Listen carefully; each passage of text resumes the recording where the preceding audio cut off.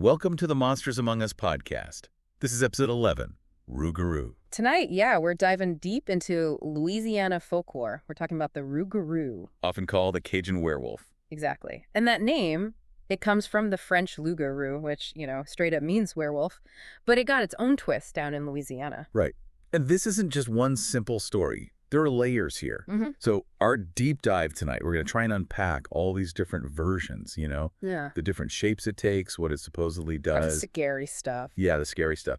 And where these tales might have kicked off, we're looking at how this thing has basically haunted the bayous and people's minds for generations. It really has. So these French roots you mentioned, how did that original werewolf idea change when it hit Louisiana soil? Well, the trail leads back to medieval France. Classic werewolf beliefs over there. French settlers, then French Canadians, they brought those stories with them. And over time, in that unique Cajun French culture, loup-garou just sort of shifted. It became rougarou, got that local flavor. So an imported monster, basically, but adapted? Pretty much. And it wasn't just campfire stories for adults. Sources say these rougarou tales were actually used for something pretty practical. Oh, yeah. Like what? Keeping kids in line? Seriously. Yeah. Warning them, don't go into the woods, stay out of the swamps after dark, or the rougarou will get you. The classic boogeyman tactic. Exactly. And apparently this was happening way back, even before and during the Civil War, using fear to control behavior. Makes sense, I guess. So as the story settled into the bayous, the creature itself, did its look change too? What did people actually picture? The most common image, it's that familiar man with a wolf's head, or maybe a dog's head, the werewolf archetype, basically. Right, the classic. But then you get variation. Some stories describe it as pale white. Sometimes it looks more like just a big dog, or even cattle. Cattle, seriously, Yeah. that's I know, right? Throws you off a bit. But then there's the more modern picture, the really terrifying one. which is? Like 7 or 8 feet tall, covered in hair, razor teeth, glowing red eyes, the whole nightmare package. And supposedly it hits that full animal form under the full moon. Okay, so definite werewolf vibes there. Totally. But maybe the creepiest part, for me at least, is the idea that during the day, it could be anyone. Yeah, that's unsettling. Your neighbor, the librarian, like you said earlier, the person checking you out at the store. That possibility, that hidden threat. It adds a whole layer of paranoia, doesn't it? Exactly. And underpinning all of this is that shape-shifting ability. Human by day, monster by night, or maybe not even by day, just lurking. So given these pretty scary descriptions, I'm guessing its behavior isn't exactly friendly either. Not even close. It's strictly nocturnal, according to most tales. Prowling the swamps, the bayous, even lurking in sugarcane fields after dark. Classic Louisiana settings. And who's it after? Random attacks. Not quite random. The stories often say it targets the wayward and the wanderer. People who are lost or out where they shouldn't be, when they shouldn't be. Rule breakers, maybe. A monster with a moral compass. Or just opportunistic? Maybe a bit of both. And get this, some versions painted as cannibalistic. Oh, wow, okay. Yeah. Sources sometimes compare it to the Native American Wendigo because of that, but they're quick to point out there are different legends. Separate things. And yeah, still, cannibalism.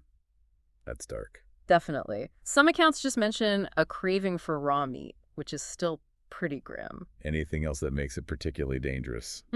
Besides, the giant teeth and claws and potential cannibalism. There's this chilling belief, if you look it right in the eyes, the curse can pass to you. Yikes. Don't make eye contact. Seriously. And remember those French Catholic roots? There's one specific story that says, if you broke the rules of Lent the fasting for 7 years in a row, the Rougarou would hunt you down relentlessly. So like supernatural enforcement of religious rules. Kind of seems that way in that version, yeah. It's fascinating how those elements get woven in. Terrifying, too. Absolutely. So, okay, let's talk about the curse itself. Yeah. How does someone become a Rougarou? Is it a bite, like a werewolf? Not usually a bite, actually. This is where the Cajun folklore gets really specific and kind of unique. The main belief is that a Rougarou is a human under a spell. A spell, okay. Cast by who? Often attributed to witches, especially if it's seen as a punishment. But here's a twist.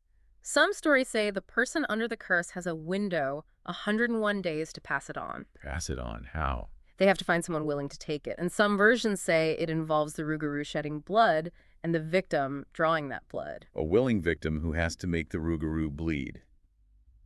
It sounds complicated. Risk. Extremely. Who's going to volunteer for that, right? But then there were other takes on the curse, Wait. like it being a permanent thing, put on you by a witch for doing something bad. In that case, you change at night, but you turn back human at sunrise, though apparently you look really sick and weak during the day. So, cursed, but maybe not forever doomed to be a monster 24/7 in that version. What about breaking the curse accidentally? Yeah, there are tales about that too. One version says if you make the Rougarou bleed, even just one drop while it's in animal form, It turns back human. instantly, poof, back to Yeah. human form. But there's a catch, a big one. There always is, isn't You're there? right. The Rougarou, now human, warns the person who cut them. Don't tell anyone what you saw for a year and a day, or sometimes just don't tell anyone. If you do, You become one. you risk becoming one yourself. That's a heavy secret to keep. No kidding. Especially if you just saw your neighbor turn back from a giant wolf thing. Exactly. And there's this one story, really unsettling, about a boy walking home. This big white dog keeps following him, annoying him. Okay. So the boy gets mad, takes out his knife, and slashes the dog. Uh-oh. Yeah. The dog immediately transforms back into a man, a Rougarou, who then tells the boy he sold his soul to the devil and warns him, keep quiet about this. Good. Couldn't do it, the boy told people. And, well, the story goes he started changing, became a Rougarou himself, and was never seen as human again. Jeez. Those personal stories, even if they're just folklore, they really add that chilling edge, don't they? They make it feel much more immediate, much scarier. So if you're, hypothetically speaking, facing down a Rougarou, any tips from the lore on how to survive? Well, yes, thankfully. Though the methods are interesting. One really common one involves counting. Counting. Yeah. The belief is you can confuse it by putting 13 small objects, like beans or pebbles or coins, near your door or window. 13. Why 13? Good question. The idea seems to be that the Rougarou is compelled to count them, but it's bad at math or maybe just easily distracted. It supposedly keeps counting and recounting until dawn. Giving you time to escape. Or just wait it out. Exactly. It buys you time. Kind of a weird weakness, but hey, if it works. Better than nothing. Any other protections? There are some personal wards mentioned too. For men, carrying a specific kind of leaf in their wallet was supposed to help. And for women, sometimes painting a hexagon shape on the floor, maybe in the center of the house, and saying prayers over it. More like folk magic wards. Interesting. So confusion tactics and folk remedies. What about actually, fighting back? Killing it? That's where things get a bit muddy. The accounts vary. Some legends say fire is the only way, which you hear with other monsters too. Right, burning it. But others mention decapitation, or just generally mutilating the body to make sure it stays dead. Pretty brutal. Sounds like it. And you mentioned witches earlier, possibly casting the curse. Yeah, there's a strong belief tied into some versions that only a witch has the power to curse someone to become a Rougarou in the first place. So maybe a witch is the key to undoing it, too. Or stopping one. The sources we looked at don't explicitly say that, but it kind of follows, doesn't it? If they can make one, Yeah. maybe they can unmake one. It's all tangled up in that folk magic belief system. Now, despite how terrifying this creature is, it seems like it's really snuck around in Louisiana culture. Oh, absolutely. It's not just some forgotten folktale. You see the Rougarou popping up everywhere down there. Like on T-shirts and coffee mugs. Totally. Tourist shops, local artists. And there's the Rougarou Fest, that big festival in Houma every year, celebrating the legend. Right, I heard of that. Even outside Louisiana, the name gets used. There's that roller coaster, Rougarou, at Cedar Point. Oh, yeah. And remember when the New Orleans Pelicans basketball team was choosing a new name?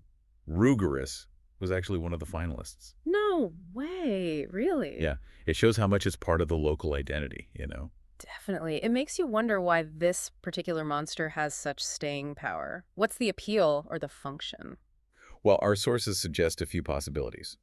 It could be a way to explain things that are hard to understand, sudden disappearances in the swamp, maybe strange animal attacks. Blame it on the Rougarou.